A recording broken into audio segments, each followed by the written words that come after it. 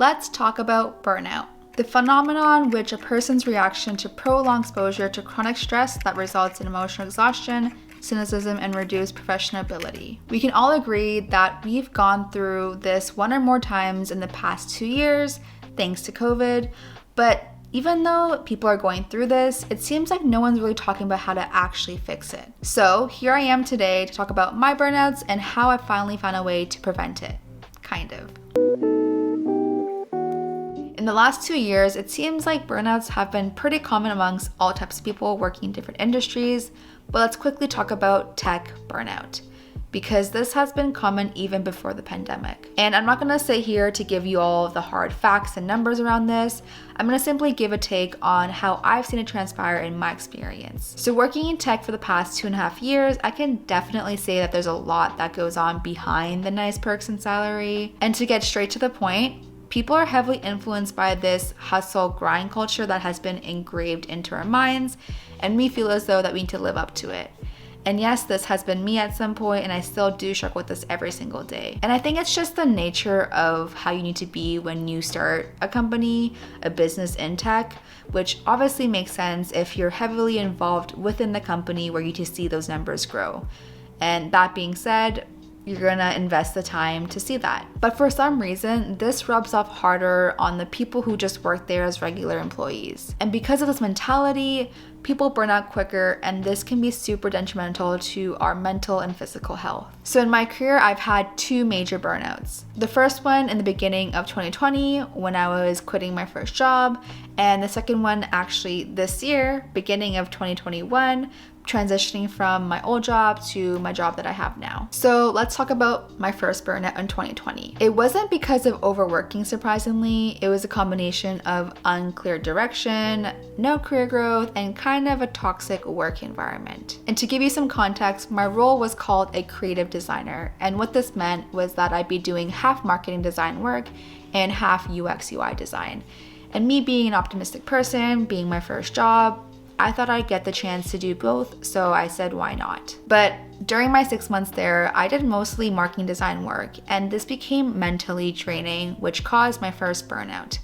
And eventually I quit. But even after I quit, my burnout continued because I literally had nothing to show for my portfolio. And for my designers, you guys know this is the worst feeling ever. And I never really found a solution to this, so my burnout feeling kind of just slowly faded away as I found my next job. The second burnout was beginning of this year, 2021, and again, this wasn't because of overworking, although it kind of had a role. It was mostly because of unclear direction and career growth. And because it was the same feelings I had from the first time, it almost felt like a continuation of that since I never resolved the first one properly.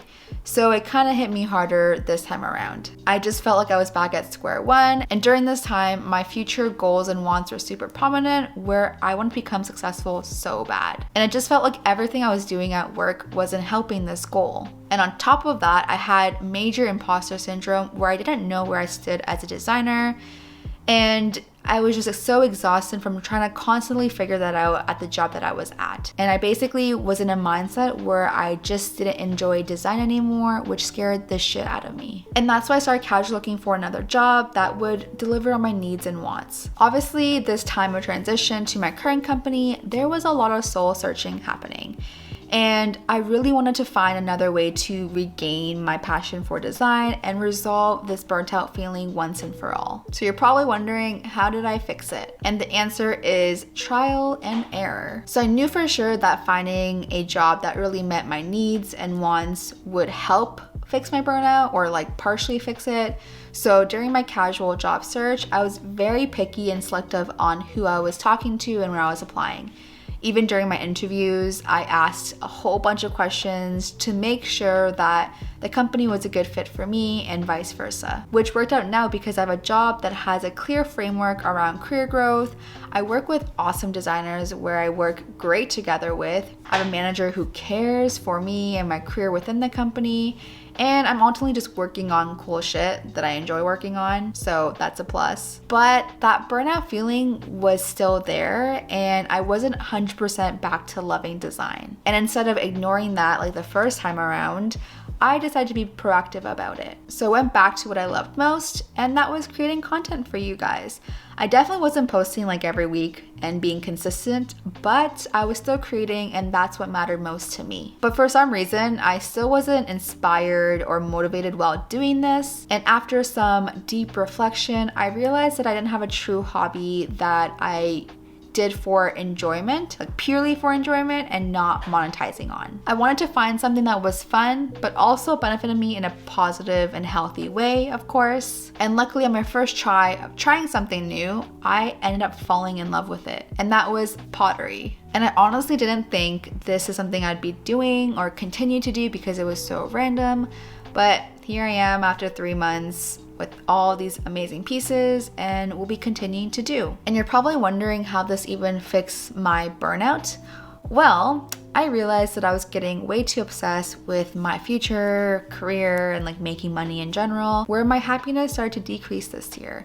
Even though I was succeeding in everything that I was doing, you know, way past all the goals that I made this year, my happiness was like down here.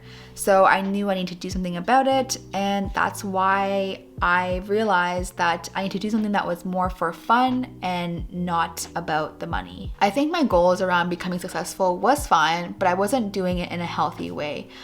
I was attaching everything I'm doing with monetizing, which is, you know, it's okay, but if it's gonna affect you in a negative way, then that's where the problem is. So I don't really have an outlet or way to just do things for fun. Obviously with YouTube and all my other side projects, it started off as fun, and it's still fun, of course, but there's that attachment of trying to make that money. So pottery has been that outlet for me where I literally just do it for fun. It's something that I would look forward to every single day or every time I had a session, and whenever I was there, that's all I was thinking about, of how fun it was, how relaxing it was, how therapeutic it was, and it was a nice change for once to do something that wasn't anything else but fun. It was also nice to do something that was a bit more physical, where I wasn't sitting at my desk 24/7, since everything else that I do, you know, my work, YouTube, all my other side projects, I do sit at my desk in front of a computer most of the time. This was a nice change for me. And the whole process in itself was just super relaxing and therapeutic, which is what I needed. And on top of that, this new hobby has given me new inspiration and motivation, which has brushed off on everything else that I do on top of my side projects. So that's a huge win for me. The moral of the story here is to listen to your body and don't overwork it. Your job is not your life, so go out, take some time to do things for yourself that makes you happy. And if you're interested in seeing how my day looks like as a product designer, just to show you that it's not all about the job, feel free to check out this video over here, or it might be over here, and I'll see you guys in my next video. Bye!